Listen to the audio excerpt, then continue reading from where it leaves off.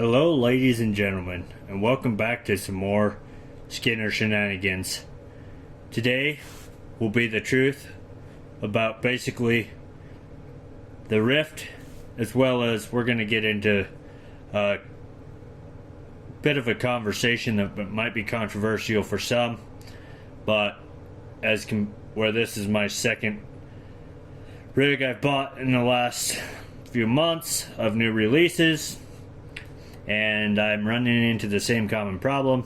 We're going to get into the subject of Horizon and their plastic quality and their durability tests, all that. So buckle up. This video might come across as negative to some people. I don't want it to be that way, but if it comes across negative, I apologize.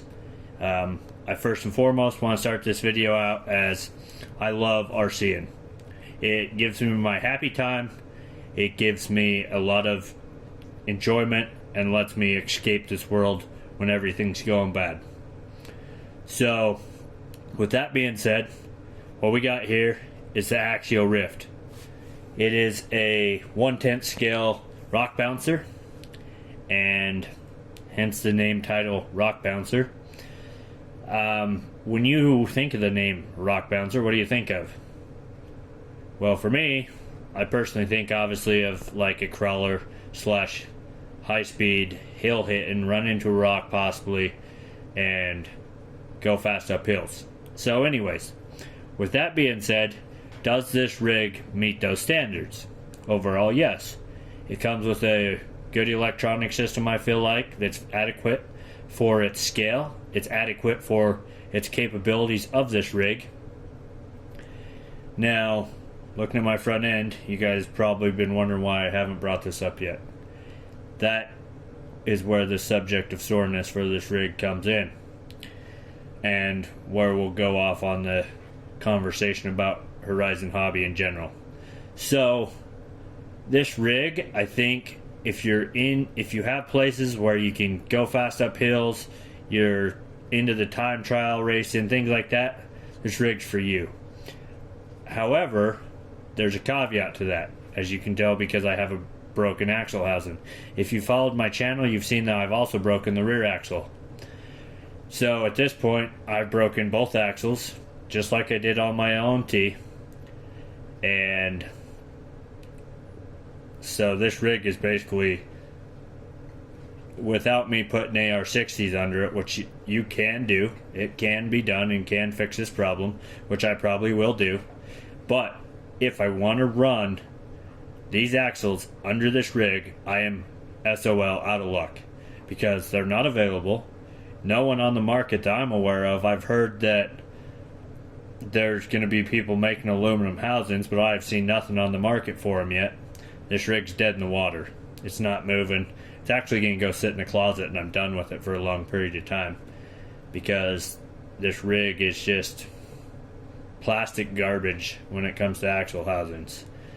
So why do you think, out of the last two releases basically of the LMT and this Ryft, both of which are in theory bashers in a sense, okay? Now, I'm not saying bash them hard, and I actually didn't break this axle bashing it super hard, but I still broke it because I rolled down a hill. But this is also a hill climber, so when you get a long way up a hill and it rolls down, things can happen and they can break. But my question is, why are we breaking them right here? Same on the rear. You're breaking them on this side, not on this side. So, poor design, basically. A lot like the LMT. Said the same thing about that. Just poor design, not thinking about stress points, not properly durability tested, and so you're getting rigs that are getting designed on a computer, manufactured, and then going to us consumers, and us consumers are the ones dealing with the problems of, well, I broke an axle housing, I can't get a replacement, and now I can't run my rig. And as RC enthusiasts, hobbyists, that's not cool. I personally feel like we need to be like the leader in the industry and in my opinion, that leader is Traxxas. Now, controversial as that may seem, one of the most durable rigs, you can't argue it, is the Traxxas X-Max. I own one, and I've put that thing through hell and back. And yes, I broke it, but the plastic is not snapping by rolling down a hill. I can take my X-Max, I can kick it down a hill, and it's going to be drivable at the bottom of the hill. Not this so much. Why is that? Because of bad plastic quality, basically. And where they need to brace, there's not braces. And so, yeah, just that's the bottom line in my opinion. And that's why I want to go off a little bit of a rant with Horizon. Horizon, or anyone who works for Horizon, if you are watching this video, I personally believe that you need to look into your plastic and basically, I don't know, get with RPM or someone, because your plastic is way brittle. I mean, this might as well be Tamiya Clodbuster plastic, and it's probably more durable than the plastic you got under this Ryft. You roll an axle down a hill and it breaks on overall a pretty light rig. That's pretty sad. And an LMT, you jump it 15 feet in the air at most, and you're going to definitely break an axle housing. Now, I do know that you guys have redesigned the axle housing for the LMT. Appreciated, but not available. So, why are we redesigning it months after people in the RC community are durability testing it and we're breaking axle housings? I guarantee you guys are going to come out and replace and redesign this as well. Because if everyone who gets a Ryft is warrantying axles, which they should be, you're not making money, and you know you're not making money, and you know you're disappointing hobbyists. So, I guarantee you guys, watch, mark my words, this axle housing will be redesigned. Guarantee. And if not, well, then let's hope that Vanquish or T-Rail or any of them aluminum manufacturers come out with housings for us, because otherwise we'll all be putting AR-60s under it, at which point we might as well just bought a Wraith rather than a Ryft. You know, I think for me personally, I lean towards this rig because the new cage design, I like that, as well as the bigger guts basically, and bigger power systems already in the ready to run, which for me was kind of my selling point, because I am all about adding more power. And the problem is, when you start adding bigger power, they need to be designed for that bigger power. But what I mean by that is your differentials need to be able to handle that power, your gearing, all of that. I've got an X-Max that, to be honest with you, chews up differentials like they're nothing, because I have that much power to my X-Max that it's pretty easy to chew up the front and rear diffs in that rig. It's not Traxxas' fault that I put more power to it, but once again, I'm stuck with Traxxas differentials in that X-Max. So that's just a wear and tear factor of my X-Max. But going back to this, like I said, it's got the differentials that are built for 4S power, and like I said, runs great overall, no complaints there when it's running. My problem is, this cage holds up really good. I've got some nice big gouges there. Like I said, this rig has been on its lid more than once, going up, jumping, the whole 9 yards. It's a great cage. I feel like this plastic's holding up well. I'm not breaking the plastic, you know, and the cage is holding up. My axles aren't holding up. So if it's the same plastic as this cage, which it might be, it might not be, I don't know. But then they would say, well, then that is the problem, because once again, they're using a very similar design to the LMT, where there's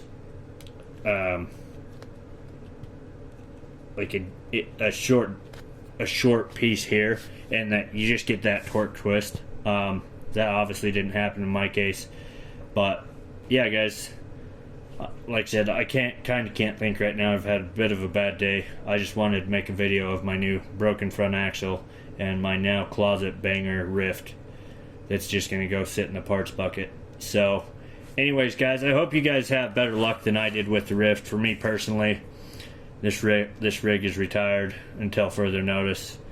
It's unfortunate because, like I said, I really did enjoy running hills and stuff, but I'm not going to take the time to be fixing plastic axle housings when I'm rolling down a hill. And like I said, I got on the rear here, I've got an AR-60. It's all good. Life works for that, but I don't want AR-60s under this, guys. It's just not something I'm interested in. I like the wider axle. I like this scale, disc rotors on it, things like that, little details that I'm into, you know. So guys, like I said, this rig can be a lot of fun if used correctly, but at the same time too, even being used correctly, it can break, because like I said, it's basically in a sense a heel thrasher, and you're going to go up a hill at some point on 3S or something, roll down, and you can break an axle like I did. So whether that's 5 rolls, 100 rolls, whatever it is, it can happen. Like I said, I just don't believe there's any durability testing on this rig for what it was. I honestly believe anymore Horizon Hobby is just designing rigs, spitting them out. They know we'll be into it, we'll buy it, and then we as consumers, our feedback on YouTube videos like this one, are getting back and they're saying, okay, let's redesign axle housings, let's redesign this axle, let's, you know, change our suspension geometry and things like that. And I think that's unfortunate. I don't believe it's us RC enthusiasts' job to go out and be basically spending our money so that they get their durability testing out of our run videos and stuff. I think that's rather sad. I think there should be a lot more time in their durability sections. And I think honestly, like I said, you ought to have a rig that you take up a hill or has a big 4S system, and me personally, I think you should about be able to run it into a rock at 10-15 miles an hour and not break something. You know, you look at cars in the real world. I mean, they take a perfectly good car and smash it into a wall because they need to see where it's going to crinkle, how it's going to crinkle, what's going to happen, right? You can't tell me that Axial or Horizon did that with this rig, because they would have definitely seen that, hey, there's a breakage issue here. Why are we breaking them here? How can we change this brace? No, they pretty much got this axle, printed it up on a computer, and printed it out. And that's what we got on our rigs. You know? And so they need to do a lot better design and development in the durability realm of it. So, guys, another thing I want to touch on right quick. If you're into the hill climbing world, I recommend these tires. They work really well. These are the J-Concept King Flings. I'm getting 0 to, if any, ballooning on 4S. And they actually chew up hills really well. I would rock these tires if this rig wasn't getting retired to the parts bin. So if you're looking for tires to run on this besides what comes on it, these J-Concept King Flings do a really good job. So recommend that. Otherwise, guys, use this rig as a trail rig, which means you just drive down a trail at a nice easy speed, nothing serious, no real hill climbing. This rig will last you just fine. You won't have any issues with it. If you take it to a hill, start shooting up hills, start putting 4S power in it, things like that, you're going to end up with a rig just like this. A pretty pile of plastic that's going to do no one any good. Another thing too, I like having this dampener on the rear. That worked really well for me when I was hill climbing. Another thing I know you can do that I was actually going to do, you could actually mount a shock from here down to this axle point right here. So your shock will go from there to there, and you could run 4 shocks all the way around. I don't think it's necessary, but if you wanted the cool look of it, you definitely could do that and have no issues. So guys, without further ado, I'm going to say thanks for watching my videos. Thanks for all the new subscribers that I've received. Like I said, I wish I had a lot peachier content about this rig, because I was really enjoying this rig in the little time I had it. However, I just don't believe this rig is worth my time and investment right now. So it'll go to the parts bin, and maybe in a few months something else will come out, and if nothing else, I'll put these electronics in a custom monster truck build or something. I don't know, but yeah, this rig's retired. Thanks for watching, guys. Get out, RC, have fun, and remember, the most important thing is have fun doing it, and don't spend all your money in one spot on all your RCs.